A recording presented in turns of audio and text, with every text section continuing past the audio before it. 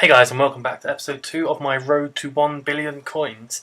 Today, as you can see in the background, I got some drops doing Slayer and doing a couple of next trips, and so I'm going to talk about the new Legacy mode that might be coming out to the game.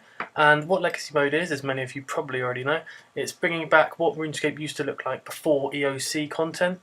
And what this means is that there will be no action bar, you will not be able to use abilities. It will be typed to chat, so you won't have to click enter, and it'll have the old interface layout with combat buttons around the minimap.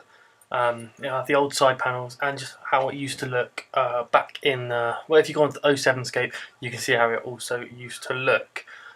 So there's many different things that RuneScape want to implement into Legacy, and they're going to have to run it alongside the EOC content because they're not going to remove EOC completely, as too many people are using that in the game at the current time. So they're going to have to work in dual wielding was one of the main facts that they pointed out when they were talking about this in their the YouTube channel, and also the level 90 power weapons such as the Ascension crossbows, the seismics and the Drygors. I'm interested to find out how they're going to put this into the game, and I'm interested that if they do put it in the game, how many old players are going to come back and how close to the old style of RuneScape will it actually be, because there'll still be combat abilities for people that want to use it, and they're talking about doing PvP worlds for people that just use Legacy and for the ones that do the EOC, and they're even talking about mixing it, so Legacy content versus the EOC content that's out currently. Okay guys, so next up is they've redone the demon drop table,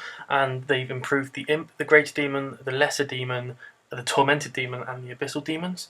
So I looked at all the drops that they now drop. The Imps, I couldn't see much of a difference there, so you know, still no problem if you want to kill Imps. I only killed them for the Champion Scroll, but if you want to kill them, that's up to you.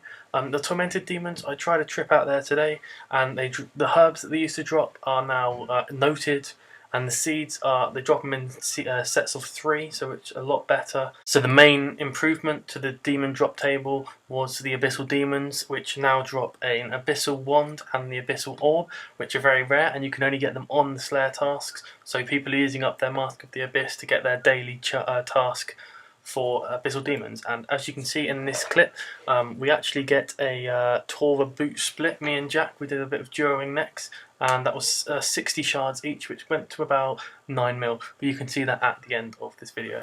Okay guys, the only other update this week was Treasure Hunter, which was replaced and implemented instead of the Squirrel of Fortune. The only major difference between them is that now you can get Hearts of Ice. I think you start with 100, well I started with 100, and these Hearts of Ice can be used to cancel out any skills that you don't want to gain any rewards for, such as construction.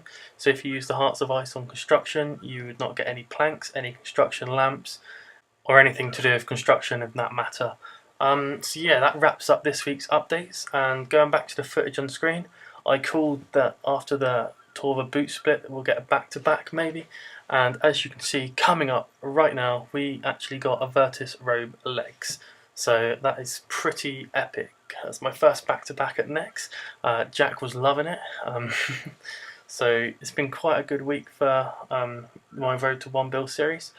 Guys, while this video wraps up, I just want to ask you a couple of questions. One, do you like the way that I've set out the Road to 1 Bill, that I talk over it about the updates? And secondly, would you like these weekly or just whenever I can be bothered to do them? So yeah, this puts my total of Road to 1 Bill up to 154 million. That's the end of the episode. Thanks for watching, and please subscribe for more content.